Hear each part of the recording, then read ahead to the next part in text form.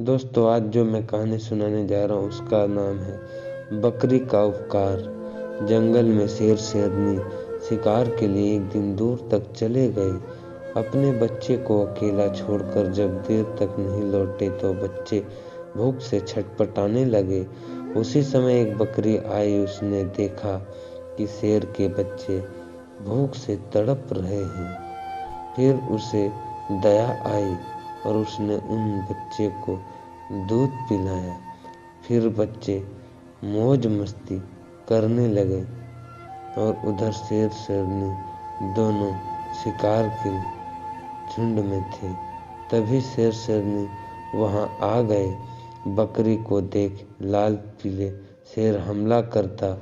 उससे पहले बच्चों ने कहा, रुको पापा, इसने हमें दूध पिलाकर बड़ा उपकार किया, नहीं तो हम मर जाते।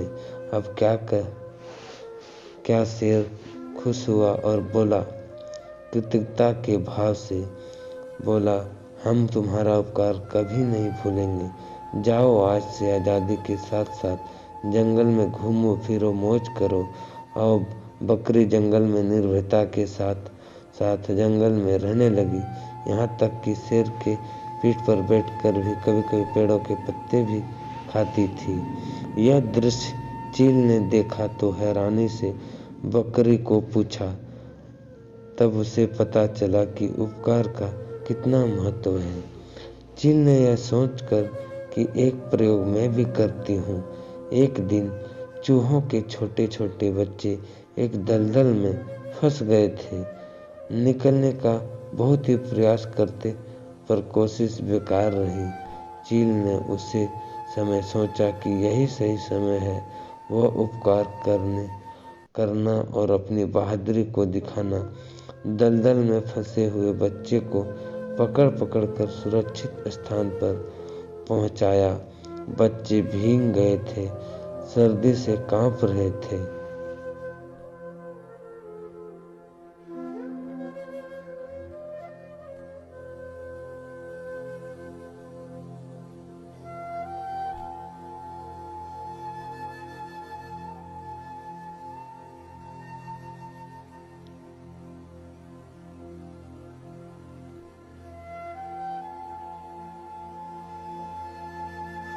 चील ने अपने पंखों में छुपाया बच्चों को बेहद राहत मिली। काफी समय चील उड़कर जाने लगी तो हैरान हो उठी। उसने देखा कि चूहों के बच्चे ने उसके पंख कुतर डाले थे। चील ने यह घटना बकरी को सुनाई और कहा, तुमने भी उपकार किया और मैंने भी, फिर फल अलग अलग क्यों?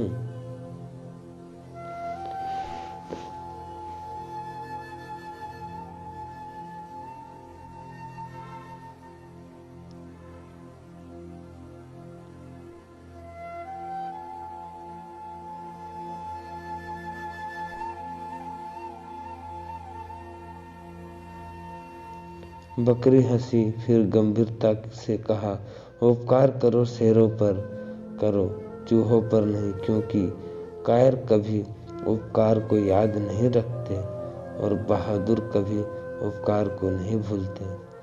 बहुत ही गहरी बात है दोस्तों। समझो तो ठीक, ना समझो तो ठीक।